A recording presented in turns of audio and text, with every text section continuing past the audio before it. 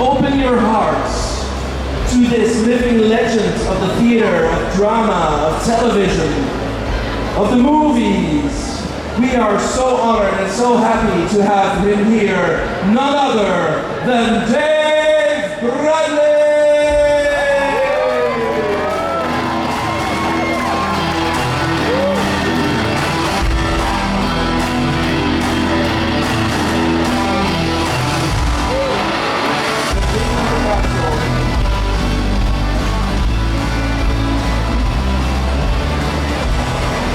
Welcome. Take a seat, it's a very comfortable... Thank you. Oh, welcome, thank you. Oh, they can be louder. I mean, how loud can you be for Dave Bradley? Oh, hey. This one.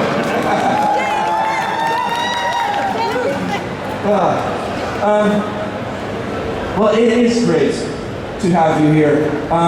Last month, I showed my daughter, who's 12 years old now, I showed her an adventure in space and time, and as I always do, I cried, and she was like, "This is so emotional for you." And then she consoled me. She was like, "There, Father, I understand that you're emotional about this, but I still have to teach her a little bit about all the Doctor Who history there is."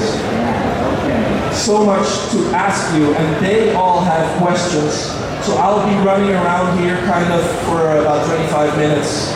Let's see what they have. Is that okay for you? Yeah, of course. Yeah. Excellent. Let's see, I'll jump in here. Oh, you have a question here? So. Except maybe in Game of Thrones, what's your favorite character besides maybe yourself? Your favorite character other than yourself in Game of Thrones? Well, it won't be someone I've murdered, that's for sure. I think Maisie Williams, because she's so good, she was so easy to work with, and she turned out, well, she got her revenge by cutting my throat at the end, but such a nice kid, you know. It's not her habit to cut throats of people. No. I had it coming. That's true. I agree.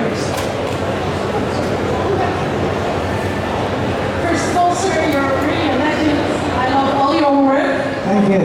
From Guillermo del Toro's dark stuff to Harry Potter. And I wanted to ask you if you like to do acting or voice work for series, animations. For Guillermo, I've done Troll Hunters and Pinocchio. And I did Chicken Run was the sequel last time. And I really enjoyed it because you don't have to learn the lines. But the only downside of it, in Pinocchio, I was working with Ewan McGregor, Kate Blanchett, and all these people, and never got to meet them. Because you go in and see the same with Chicken Run, and you never meet the other actors. They're doing separate recording sessions, which is great, but it's just sometimes you meet them at the premiere. But as much as I like the media, there's nothing like working with a group of people live, especially in theatre, where you get the time to develop a piece of work, whereas in the film studio, you've got to know what you're going to do before you get onto the set, because there's no time to work out a lot, so you've got to work on things quickly. But they're all wonderful. I still love what I'm doing, even at this age, and having done it for over 60 years, I still enjoy doing whatever it is. Okay. Yeah.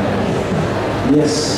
And I loved you as Filch in Harry Potter, but I also loved your role in Hot Fuzz. I was just wondering, in Hot Fuzz, in the script, did it actually say any words or just say nonsense mumbling? No, the script was absolutely clear what I had to say. But I had well, a few lines, but the one that took the longest time was a hedge is a hedge, isn't it? I only chopped it down because I couldn't see the view no more. And no matter how many times I did it, the director said, "You've got to do it again, David. I can still understand what you're saying." So he ended up with, "Well, yeah, only dropped down to the view more." And eventually, after about 50 takes, I said, "That's the one." But just working with those guys is great. Sam and Peg, Nick Ross, and Carl Johnson. Was that any particular accent or just what was the directing? Well, I knew it was set in the West Country, like Devon. So I just brushed up my general. As one does. Wurzling. And it's called wurzling. Wurzling. Why? No, I told you. Well, of course, I was very, very drunk. I think you have to. Hi, so on behalf of all the Hoevians, thank you so much for playing the first Doctor, because that's such an iconic role. And how was that for you to play something that has such a history and maybe a weight to it in that respect? Well, I've done dinosaurs on the spaceship with Matt Yes, Smith. you did, yeah. And while we were doing that, I could see the TARDIS, the police box, in the corner of the studio, and thinking, well, this is my Doctor Who experience. I'll never do another, so I'll settle for seeing it in the corner. And after that went out, then I bumped into Mark Gatiss in London. I was at an event and he tapped me on the shoulder and said, "I've written this thing for the anniversary, the story of William Hartnell, and it's the story of the BBC and something that lasted 50 years. Will you do it?" And I said yes. I didn't even ask him for his script. I just knew it would be good because he's a great writer. So he developed it. He sent me a copy of what he'd written, the first draft, and they wasn't happy with that, so he sent me another one a week later, and then another, and gradually these different drafts of the script delved deeper and deeper into William Hartnell's life. So it wasn't like a whitewash on what a good doctor and what a nice chap he was and that. It started showing all these faults, his tetchiness, even what we call now casual racism. I don't know what that means. Anyway, so it started to show the dark side, and I really like that because it showed a human being. But it also meant I had a responsibility to do not only the program justice, but his performance. I didn't want his family saying, "No, that's not my grandma, that's not my dad." And happily, in the end, I got the feedback from his family, from the audience, especially all that maybe you say, "Are you a Whovian?" Yes. Yeah, well, there's a lot of Whovians out there. I met them in America and over here and all over the place. I didn't realize, I thought it was a particularly English thing. And the feedback, I feel I was welcomed into the Whovian world. So but getting him right was quite a task. His little inflections, his way of looking at you. So that when Peter Capaldi asked me to play him twice upon a time, I just had fun. And it was great working with him. So I'm part of the whole family now, and I love it. So I've got 3 Harry Potter related questions. First, which movie did you enjoy filming the most? Second, if you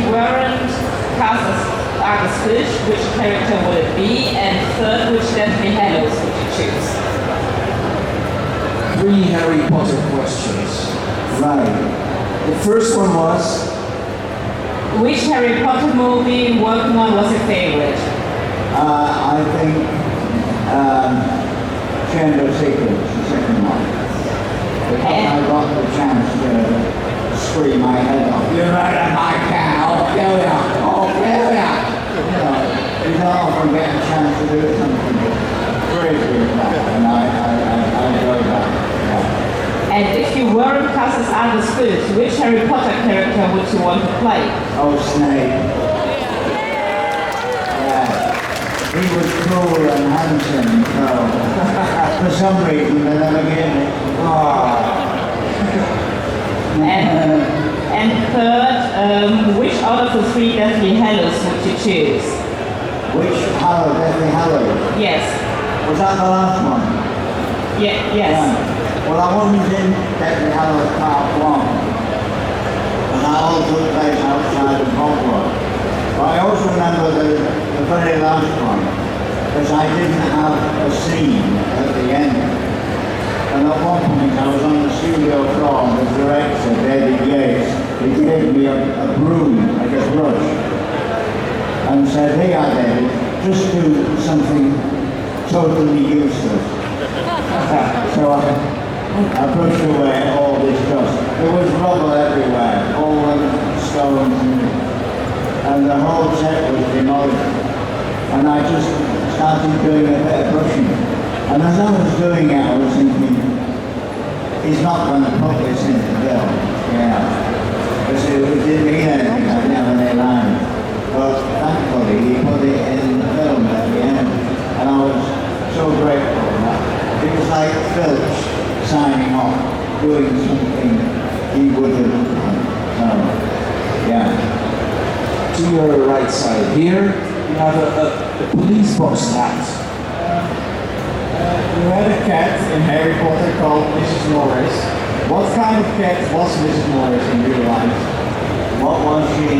What was the cat in Harry Potter? What was the cat like in real life? Well, A diva? there were two. No, but then there was Max and Alana, and of course they were identical cat. And yeah. Oh, his name is Max. Cat, one was better at following me around and the other one was better at, I could hold him in my arm all day, and occasionally he would fall asleep. And when the director shouted, "Action!" and the top of my head to wake him up, and I had to make sure whichever cat it was facing the camera. Because if it wasn't, if its head was slightly right or left, they couldn't pick up the CGI and the redness in the eyes. So I had to make sure, as well as playing Phil, I had to make sure the cat's head. It was all technical. It's always difficult to film with cats. Yeah. It's one of the animals that generally people in film school, they teach you don't work with cats. It's babies, beasts and boats, but cats in particular. Well, the same never worked with kids and animals. I have both. And they were great. I was fortunate. Yes. Hi, what was your favorite person to work with on the set of Harry Potter? Oh, Michael Gambon. When he took over as Dumbledore, I'd worked with Michael a lot on stage back since 1982 when I was in his King Lear. And he was very naughty. He would do anything to get you giggling, and he would say lines that weren't in the script, and so I looked at that, because whenever you were working with him, you had to be on your toes, and he was buzzing with mischief. Yeah. And he was also a great actor, as Richard Harris was before him, but I was always too in awe of Richard Harris to joke around with him, but with Michael, we could just have a good laugh. A camaraderie. A camaraderie. Yeah. comrades. Yeah. Camaraderie. Absolutely. Yes. Hello. Yes, the cat. I want to ask something because I'm not sure if I saw it on television, in YouTube, or if I streamed it. Or if a friend even told me it. But the story is, I mean, your Harry Potter character is very unique. But how is it to play a character like that and all the people say, yes, she's the best for it? So was it like the people say, okay, it's the best role for him? How was that for you? Is that like... Well, I thought when I read the books and saw the script, I thought I'm going to be a hate figure for children everywhere, because he's like that, the most obnoxious job at work. But I realised once we saw the film at the premiere, my family all came down, and I was surprised when the audience started laughing. I didn't realise how funny he was. And I think the reason is, it was the cat. Because no matter what he did, he was obnoxious and he just hated kids, but he loved his cat. In this country, as I'm sure a lot of countries, if you love animals, if you love your cat, you're okay. You can get away with an awful lot. And because he adored his cat, they accepted him and found him funny instead of booing, which I expected. What was it like working with Alan Rickman? Working with Alan Rickman. Alan and I both started in the company at the Royal Shakespeare Company in Stratford-on-Avon in 1978. We did a lot of plays together. So a lot of people think Alan only became famous when the Harry Potter came out in the year 2000. But it was over 20 years before that Alan started on. So we knew each other. And when you know each other for that long, or you work with a lot, you start to know how they work, like with Michael Gambon. And it makes it much easier. It cuts a lot of corners because you know each other's taste, timing, and everything. So Alan was great fun, and he was brilliant.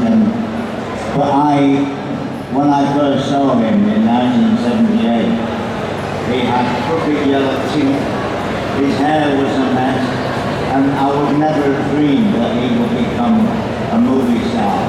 It was the most unlikely candidate, but he turned out, brilliant. I think he works on himself, works on his acting, like we all try to do, and he made it big, and he was brilliant. He loved it. Two more questions. If Filch became a really powerful supervillain in Harry Potter, who do you think he will kill first? If he could kill anyone, Yes. I think it'd have to be Harry. Yes! Well, the thing that motivates people like Filch, and even Walter Frey, is fear.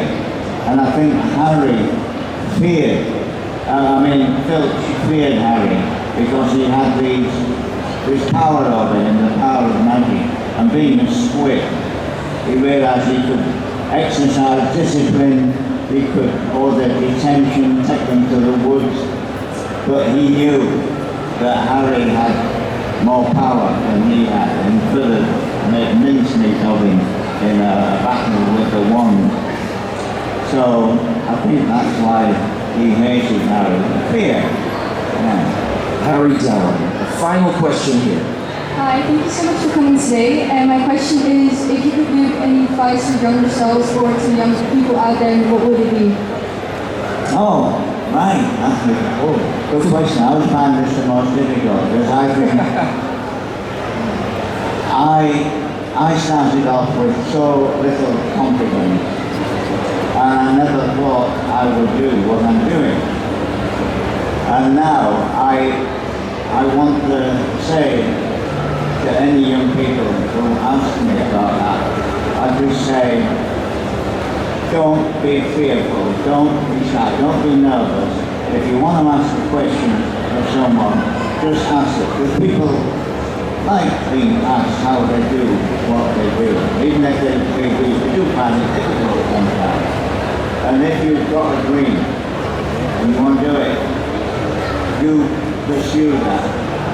You'll find out soon enough if you really want to do it when you taste the rejection. And sometimes we, oh, thank God. Yes. Sometimes you get rejected. It's happened to me, it's happened to every actor I know. You go for an audition, they like it, they get you back, and then after 3 auditions, it gets on to 2 of you, and when the other guy gets it, it's a bit devastating. But you've just got to say, when one door closes, another one slams in your face. No! There's many when one door doors. closes, another one opens. Because you find out through setbacks how much you really want to do it. And then if you realise you don't want to do it, then that's the right path. You know what I mean? But if you stick with it, and I had enough people telling me to get back to my job in the factory and forget about acting. If it hadn't been for someone who believed in me, this other friend who I worked with, saying, come on, get back, do it again, try again.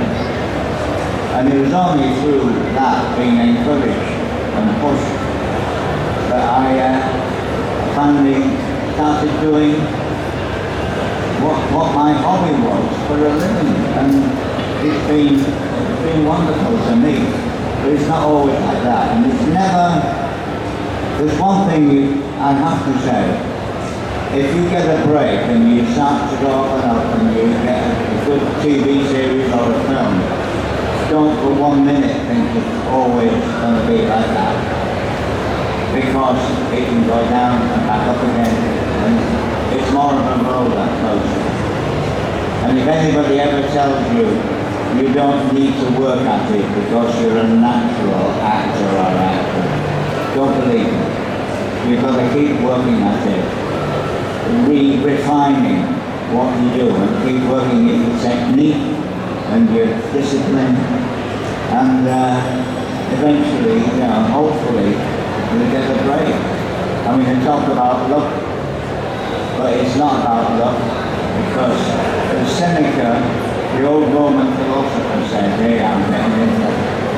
He said, luck is when preparation meets opportunity. So if you get a break, and if you're ready for it and you're ready to grab it, then you've got a better chance of coming through. But don't listen to people who say, you don't need to work with it, you've got a natural talent. You've still got to put in. So I hope that answers your question. Words of wisdom. That's all the time we have for now. Thank you very much for all your stories. If people have more questions for you, I guess they can find you at the table where you're below your banner with your face looking Yeah. like a brrr. No, better looking than that. Yes, you are. Yes. Yes, he is. Yes. Thank you very much. Ladies and gentlemen, all of your love, David Bradley.